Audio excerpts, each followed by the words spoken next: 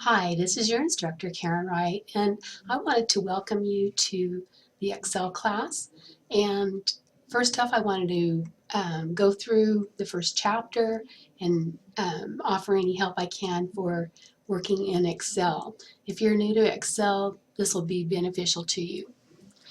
First of all, I have downloaded a file from the student data files, so by now you should have already uh, looked in the modules in Canvas and found how to download student data files and download them to your computer so that you can have access to any of them that you're going to be using during the course.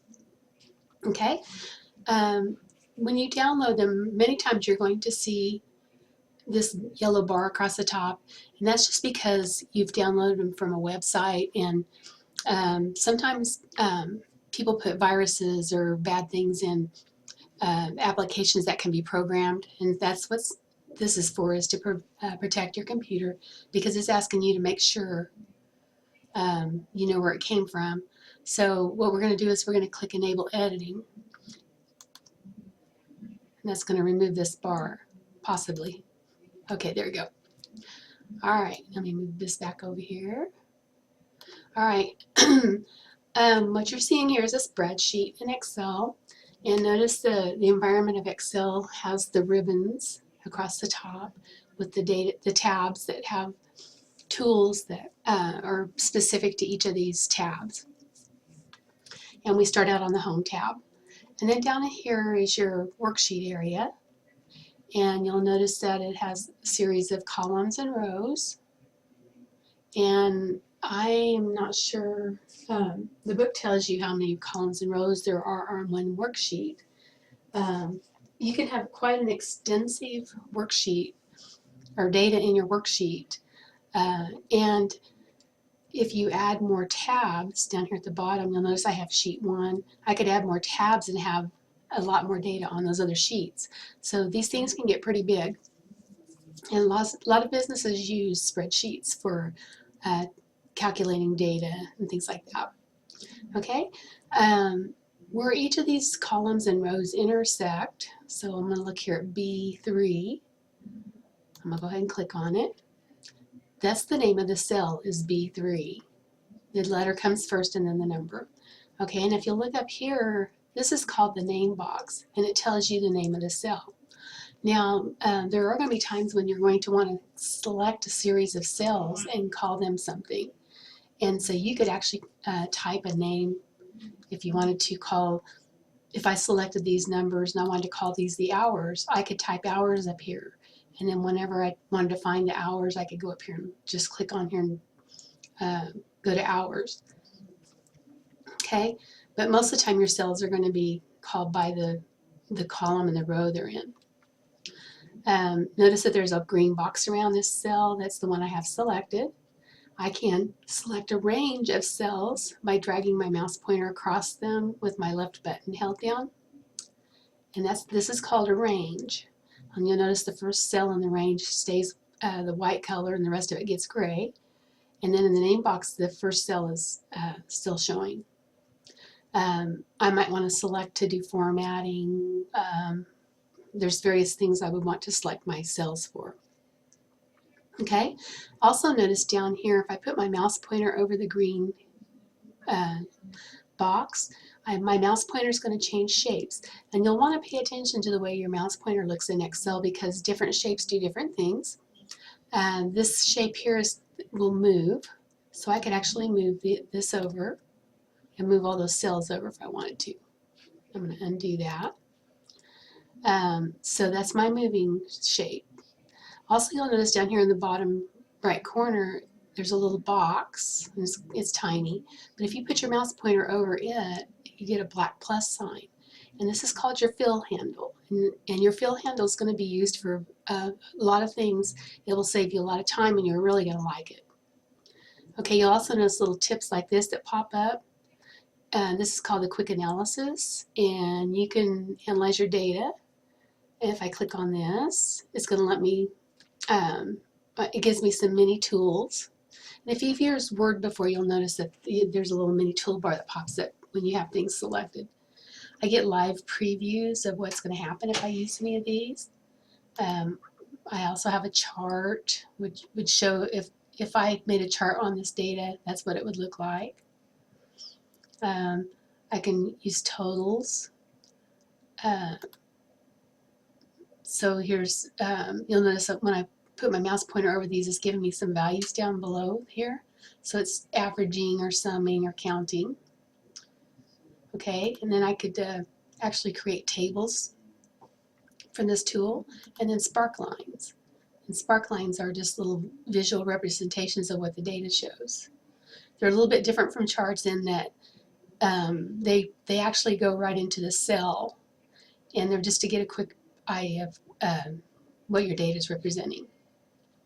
Okay, so that's your quick analysis toolbar, and it's going to pop up anytime you've selected cells. Okay, notice my mouse pointer changes to the white plus sign any other time when I'm getting ready, when I'm over a cell, and then I just click in it to start it. Okay, also you'll notice up here I have what's called a formula bar, and up in here I can type formulas, of course. And formulas are the bread and butter of Excel, so anytime I want to create a formula, I always have to start it with the equal sign, and then I give the arguments or what is going to happen. So I could say this cell B4, now I might want to add it to something or multiply it. So let's say I have hours and I want to multiply and find out what my regular hours are. Here's my regular pay. So I might want to say B5. And while I'm here, notice that I have a marquee around what I've clicked on. I want to use cell references when creating my formulas, if all possible, because I may want to change these numbers. And if I change the numbers inside and I use cell references, it will recalculate automatically, and I won't have to go in and create a new formula. If I typed 40 times 660 and these numbers changed, I would have to go back in and type whatever the new numbers are. But if I just use these cell references, it's just telling it whatever is in this cell, multiply it by, so I'm going to use my multiplier, which is the asterisk. And if you have a number keyboard on your computer, you're going to see these symbols, the asterisk and the slash. That's because those are the multiplication and division signs. Okay, and I'm going to multiply it by this cell here, which is E5. And then I'm going to press my enter key. Notice it's going to give me the result here, the value, and then it gives me the formula up here still, so I can see both of them. Okay, when you type numbers in a cell, you notice they're going to pop over to the right side of the cell by default, and text will pop to the left side of the cell by default. Now you don't have to leave these here, that's just the way they work. Okay. Okay, I'm going to go ahead and talk about a few other things. By the way, if you're new student this semester, you're going to notice that you have access to Microsoft Office 365 as a student, and you can access that through your Outlook account where your email's at, your Butler email. You can download Microsoft Office to one computer at your house, and so you don't have to go out and buy the software for this course. As long as you're a student at Butler, you'll have access to that.